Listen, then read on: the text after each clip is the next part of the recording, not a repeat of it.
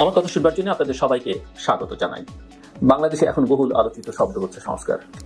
এই সংস্কার 2007-8 সালেও বহুল আলোচিত শব্দমালা ছিল এবং তারপর থেকে সংস্কার এটি পরিত্যাজ্য শব্দে পরিণত হয়েছে। সংস্কার শব্দ শুনলেই অনেকে আটকে উঠতেন এবং মনে হতো সংস্কারের কথা যারা বলছে তারা বোধহয় ষড়যন্ত্রকারী।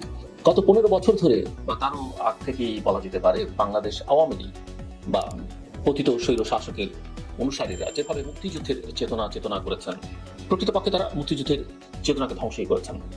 মুক্তিযুদ্ধের চেতনার প্রতিপালন, লালন পালন, ধারণ করা কোনো কিছুই তারা করেনি। মুক্তিযুদ্ধের জঙ্গিকার, একটা ভালো নির্বাচন, গণতন্ত্র, বৈষম্যহীন সমাজ প্রতিষ্ঠা, সামাজিক ন্যায় বিচার, মানবিক মর্যাদা, সেই দিকে তাদের কোনো নজর ছিল না। শুধু কথা মানার মধ্যে সেটা সীমাবদ্ধ ছিল। সংস্কারের ব্যাপারটা অনেকটা এখন সেরকমই দাঁড়িয়েছে। আমি একটু আলোচনা করতে চাই যে সংস্কারের নামে আসলে কি হচ্ছে। সংস্কার না পুনর্গঠন,